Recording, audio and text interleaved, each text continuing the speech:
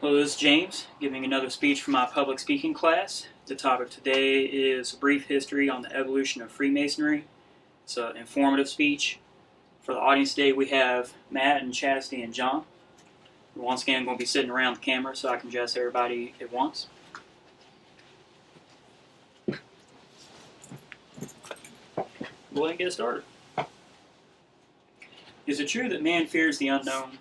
Would it be true for you that by knowing something you would be a little less scared of it? Did you know that at the building of King Solomon's temple there was some 30,000 stonemason workers on or about the temple? Well, we'll get into that a little bit later. So what we're going to discuss today is the organization of Freemasonry as we know it. And that story begins roughly about the 12th century with the expansion of the Catholic Church. See, the Catholic Church was expanding across Europe, building cathedrals in many different countries. In order to do that, they hired stonemasons to do their work for them. But not just any stonemasons.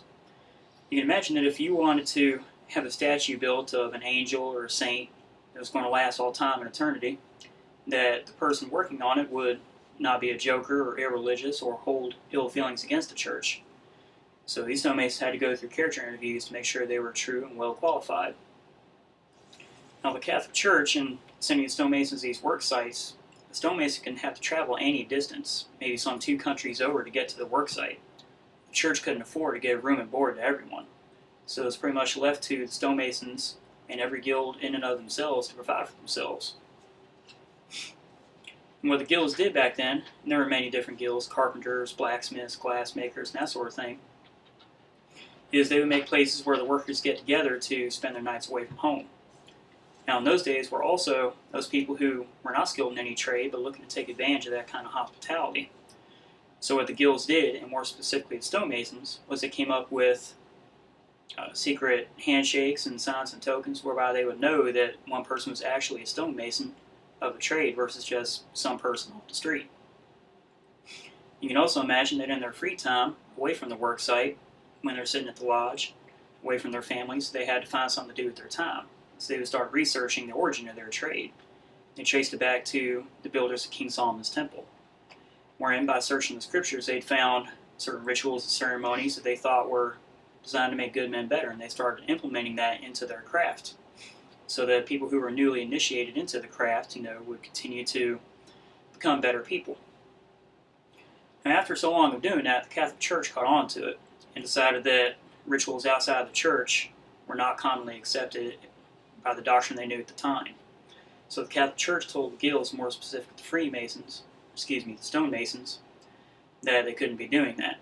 And so the Masons got together and decided that anything that was designed to make a good man better, even if it was something outside the church, something praiseworthy and to be followed. So they branched away from the church. This is where we get the term Freemasons, for free thinkers, and the free exchange of intelligence and information. Now, not all the Masons shared that view. Many of them, as you can imagine, were Catholic and didn't want to go against the Catholic Church, so there was a divide.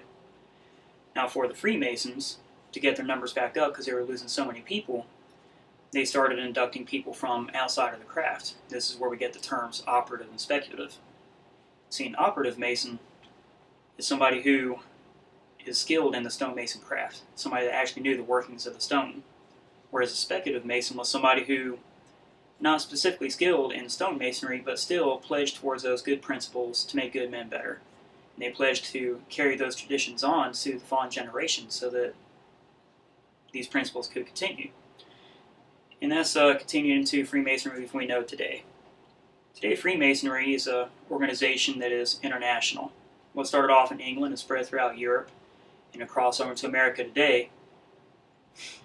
While there's no centralized government of Freemasons throughout the world, there are things called Grand Lodges. Grand Lodges govern a specific number of lodges in different areas. For example, for the United States, each state is given its own Grand Lodge to govern those lodges.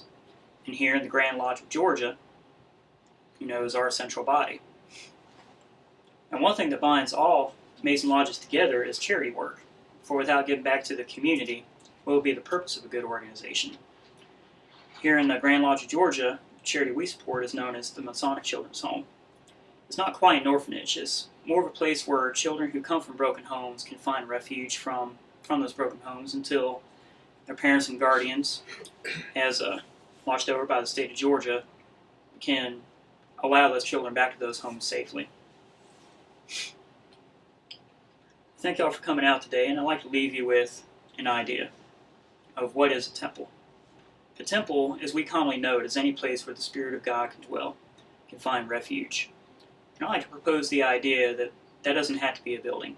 Any place that the Spirit of God can dwell is called a temple, even if it's in your heart. And that's what I would encourage everyone to try working on, to make themselves better, to invite that Spirit unto them. Being armed with this knowledge, I hope that we can all look at each other with peace and harmony and continue to strive to get better, each and every one of us. Thank you.